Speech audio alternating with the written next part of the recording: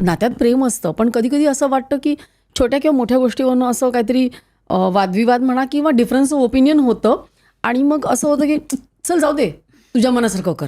हे आपण आयदर वादविवाद टाळावा म्हणून किंवा प्रेमासाठी असं करतो, तर असं कधी झालंय का? सुरुवातीला खूप मजा होत होती. म्हणजे आता डेटिंग आणि लग्न असं धरून आम्हाला 5 वर्ष झाली आहेत. तर ह्यातली एक 4 वर्ष असं होत होतं की आमचं भांडणच होत नव्हतं. म्हणजे आमचं एकदाही भांडण झालं नाही. आणि आधीनं ते खूप असं भारी वाटायचं की यार आपण एकदाही भांडलो नाही, आपलं सगळं म्हणजे जुळतंय.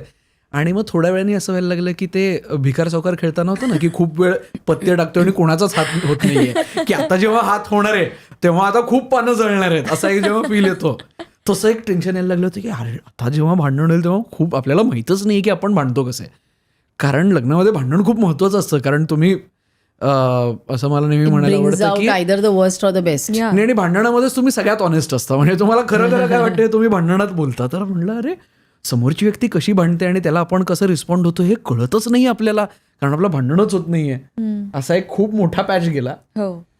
पण मग काही मोठं भांडण असं नाही झालं आमचं. एक बेसिक काही डिसएग्रीमेंट्स. या मग कोण गिव्हअप करतं म्हणजे की चल जाऊ दे असं? विराजच करतो लगेच ऑलवेज बंद.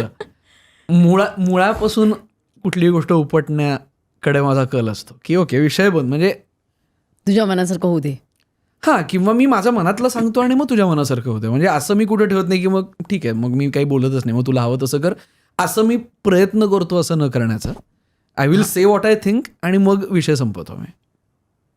म्हणजे ते वाढवत ड्रामा मला दोघांनाही आवडत नाही खरं तर. म्हणजे तुम्ही ऍक्च्युली काम करता आणि सिरियल मध्ये काम करता, पण आयरनी आहे मोठी की ऍक्च्युअल रिअल आयुष्य you want to keep it really real. ह्या ड्रामाचे पैसे मिळत नाहीत.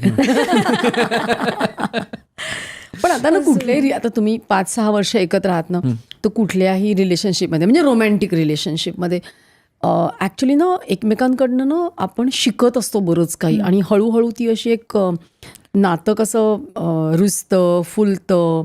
तर तसे शिवानी तू ह्याच्याकडनं काय शिकत गेलीस? म्हणजे बिसाइड्स तुमचे कला आणि वाचन किंवा असे कोणते गुण आहेत की नाही हा मला गुण आत्मसात करायचा आहे किंवा हे मला विराजसारखं करायचं आहे, आणि विराजस तू तिच्याकडनं काय शिकत गेलास?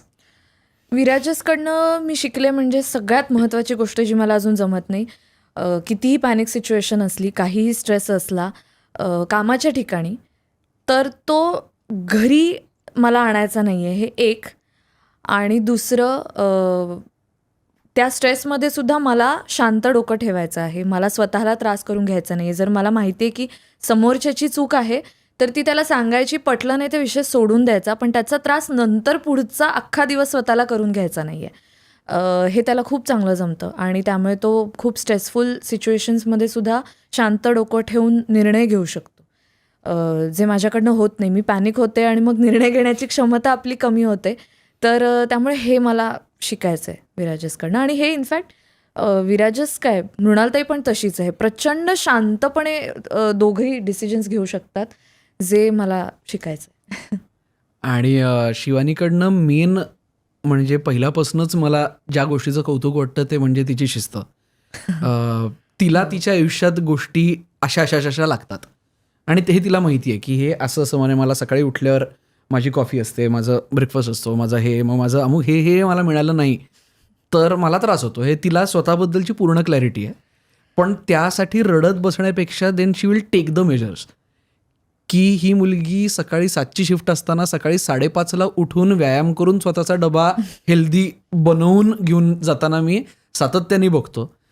माझ्याच्यानी हे कधीही होणार नाही. इतकी शिस्त किंवा इतकं मी हा गोल सेट केला आहे स्वतःसाठी तर तो मी पाळला पाहिजे, ही टेंडन्सी माझ्यामध्ये कमी आहे तशी. म्हणजे हे मला तिच्यातलं एक काही % जरी घेता आलं तरी माझे खूप प्रॉब्लेम सॉल्व्ह होतील असं मला वाटतं. त्यामुळे मी हे तिच्याकडनं म्हणजे मी तिच्याकडनं शिकलोय असं नाही, पण हे मी शिकायचा प्रयत्न खूप करतोय. शिकलोय म्हणणं विल बी टू मच, कारण मी माती खातो अनेक वेळा, पण शिकायचा मी प्रयत्न नक्कीच करतोय. म्हणजे कितीही दमलेली असली, कितीही वैताग आलेला असला, म्हणजे माझं असं कल असतो की कधी 1.5 शिफ्ट नावाचा एक खूप भंगार प्रकार असतो, तो होतो की तुम्ही 12-13 तास शिफ्ट करता आणि मग ती 1.5 शिफ्ट म्हणजे अजून 6 तास त्याच्यात ॲड होतात. त्यामुळे तुम्ही सलग असे 18-19 वगैरे तास काम करून घरी येता, तेव्हा असं मी अनेक वेळा केलं आहे की आता मेकअप मी काही काढत नसतो, कपडे बदलत नसतो, घरी येणार, अंथरुणात शिरणार, झोपणार. पण ती कितीही उशिरा आली, कितीही तिला असलं तरी ती आल्यावर तिचा दुसऱ्या दिवशीचा नीट डबा रेडी करून ठेवणे, पाण्याच्या बाटल्या भरणे, मेकअप नीट काढायचा, अंघोळ करायची, दुसऱ्या दिवशीचे कपडे अरेंज करायचे, हे केल्याशिवाय ती झोपूच शकत नाही. आणि मला फार कौतुक, म्हणजे मी अनेक वेळा मी झोपलेलो असतो दिवसभर. कधी कधी असं होतं की तिचं काम आहे, मी काहीच करत नाही, मला सुट्टी आहे आज, तर मी दिवसभर आराम करूनही मी बेडमध्ये झोपलेलो असतो आणि हिचं आपलं हे कर, इकडनं हे इथं ठेवलं, ते तिथं केलं, हे इथं असं एक बिरबिर बिरबिर बिरबिर बिरबिर चालू असते आणि ती मनापासून करते आणि ते परफेक्शन तिला लागतं आणि ते ती अचीव करते. ही क्लिप शेवटपर्यंत बघितल्याबद्दल खूप खूप धन्यवाद. संपूर्ण एपिसोड बघण्यासाठी खाली दिलेल्या लिंकवर क्लिक करा आणि सर्व काही चॅनलला सबस्क्राईब करायला विसरू नका.